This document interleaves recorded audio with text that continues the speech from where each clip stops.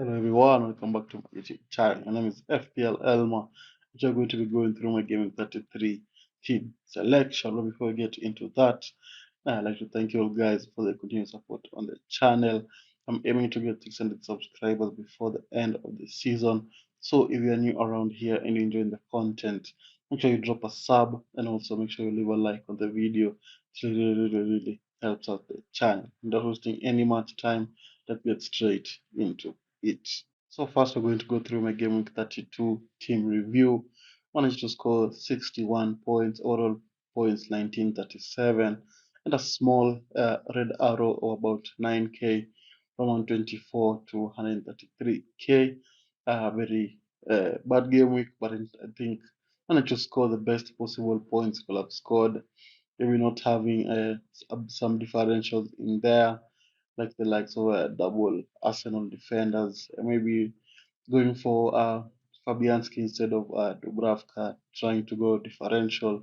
Also cost me some places in there, but all in all, I was happy with the transfer I made from Areola to Fabianski.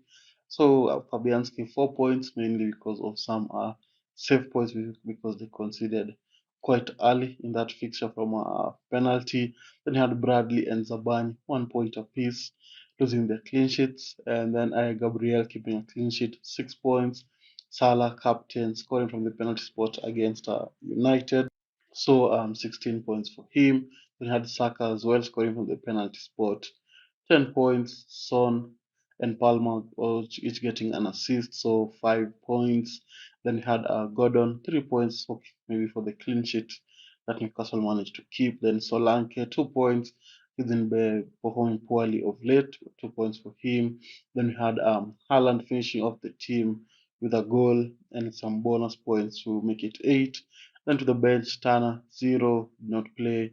Van Heke considered the 3 goals against Arsenal, 1 point. Mateta scored a goal, so I think he scored 5 points. I was going to be showing two, but I think it's 5 points. I think because he scored against City. El Livramento, who's out injured, 0 points. That's the team for game 32. Really good performance. Just a slight negative was the red arrow, but I hope for game 33 can be able to improve on that as we aim for the top 50k. So now let's look how game 33 has in store for us. So for game 33, I am planning to roll the transfer unless we hear some early team news about some of the players I'm going to be having in there. But now, as it stands, as I'm recording this, I think I'm going to be rolling the transfer so that I can be able to plan for double game 34 very well and efficiently and effectively, so you can maximize those double game week players. So for game 33, you're going to have Fabianski in goal against Fulham. Fulham have been scoring really of late. Just Munoz just won the player of the month because he's been scoring for fun the last month. So it's going to be a tricky fixture. But hope they're going to be able to keep a clean sheet against Fulham, and if not, make a couple of save points will also be very much appreciated. And then we have Bradley against Crystal Palace. Ever since I got Bradley into the team, not been performing really well. Trent was on the bench in their Atalanta fixture. So you never know when Trent is going to be coming back and Bradley is going to be going out of the team. But from Pep's press conference, or from what I've heard from his conference, he says like Trent was just on the bench because they could be able to have 23 players in total in the starting 11 and the bench to be 23. So that we just put on the bench for that purpose. But you never know the full extent of the story, so Trent must be back and we have to move on Bradley into other players. So, but for now, he's going to be there and hope that he's going to be starting. You know that Liverpool can be able to keep a clean sheet, although they've been a little bit scarce of late for Liverpool. Then you have Gabriel against Aston Villa. So the news is he was not pictured in training, but I don't know if he's going to start or not. So he's going to be in the team as well against Aston Villa. I'm not expecting a clean sheet because Aston Villa are free scoring sometimes, but Arsenal being at home and being very good defensively, I think they're going to be able to keep that clean sheet. But whether Gabriel plays or not, we have to wait and see. Then have Van Heke against Burnley. At least now there are no scares of rotation since Breton are out of the Conference League or the Europa League, whichever competition they were in. So now they have a full rested team. Like Van Hecke to start, and against Burnley, I'd expect a clean sheet, especially from that poor display they showed against Arsenal. I'd expect a bounce back and a performance from Brighton, and hope Van Hecke can be able to keep a clean sheet. Also, a cheeky attacking return as well would be very much appreciated. So that's the defense. Let's move on to the midfield. So for the midfield, you're going to be having Son against Newcastle. Newcastle seem to be conceding a lot of goals, and although Spurs are looking a little bit shaky, but they're also scoring a lot of goals. I expect Son to perform. Now that he's going to be able to score. Then you have the Mr. Inevitable, Palmer, 20 starts this season. I think he had 16 returns from those 20 starts. So I'd expect a return against Everton, who are very leaky defensively, although they did keep a clean sheet in their previous fixture. As Chelsea tend to score a lot of goals, so I expect a clean sheet from Cole Palmer.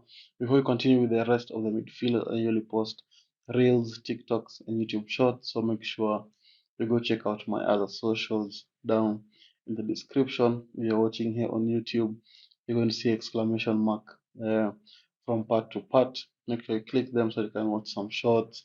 They can also help you in making some tough decisions that you may have. So to continue with the midfield, you're going to be having Salah against Crystal Palace. For now, the armband is going to be on Crystal Palace, on Salah, and I'm going to explain it in a bit when we reach to the forwards. I've gone for Salah for the captaincy. One of the main reasons that pushed me to go to Salah is because he did not play in the Europa League as well. So I expect him to start against Crystal Palace, who just shipped 4 goals against Man City, and I'd expect Liverpool at home to be able to perform as well. And then we have Saka for Arsenal against Aston Villa. It's going to be interesting to see whether Arteta is going to rotate, if they prioritize the Champions League or the league. It's going to be interesting to see how the Arsenal lineup is going to be looking like because now every match is a must-win match. Maybe it's going to go full strength again, but I just think the Arsenal players are going to be a little bit tired. They have to play Man City again, and they have to play Aston Villa, then they play Bayern again midweek. There's going to be a lot of fixtures in between, and I hope that Saka is going to be able to stay fit during those fixtures and be able to perform and bring some points as well. Then you have Gordon finishing off the team against Spurs. Spurs also concede some cheap goals. So I expect Gordon to be able to perform and maybe get an attacking return, although unlikely, but only time will tell. But I hope that he's going to be able to perform and bring back some points. That's the midfield. Now let's look at the forwards and the bench as well.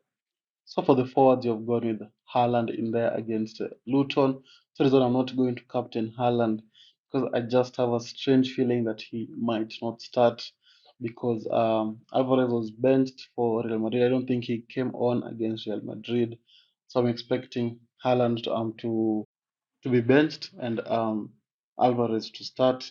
We'll have to wait and see because also Foden might be out injured and they have to go all guns blazing against Real Madrid. Luton is a easy fixture on paper for Man City. I expect them to win whichever lineup they're going to put out, and that's why I think Alvarez is just going to start. I hope we get some early team news for Man City because we usually get them early enough, even if the fixture is the second fixture. So we'll have to wait and see. But I think Alvarez is going to start, and that's why I'm going to be captaining Salah. Then you have Solanke against Manchester United. We also saw what happened in the fixture they played at Old Trafford at the start of the season. Solanke managed to score. United are still conceding a lot of chances. They conceded a lot of chances against Liverpool, against Brentford, against Chelsea. So I don't think it will be any different against Bournemouth, who have been performing really well this season. I'd expect some attacking returns if possible, but you never know what might happen with the United. They always tend to show up and they might shut up. They might shut up shop. So we'll have to wait and see what happens. On the bench, we have Turner, who doesn't play Zabanya against. I just think United are going to score. That's why I put Zabanya on the bench. Mateta against Liverpool. although he did score against Man City, not someone I'd want to start against Liverpool, who just lost to Atalanta. I want to show that they can go to Atalanta and be able to score the same amount of goals to have an amazing comeback. So that's I'm going to watch on the bench. Livramento, he's also out for a further extended period with an ankle injury. He's going to be on the bench as well. And as always, I do apologize for the background noise. I stay in a very noisy area and I try as much as possible to minimize the noise to the best I can, but sometimes it just slips through the recording. Anyway, I'd like to thank you all guys for watching. We managed to reach this far. Don't forget to subscribe and like. And with that, I'd like to thank you all guys for watching, and I'll see you all guys later. Bye bye.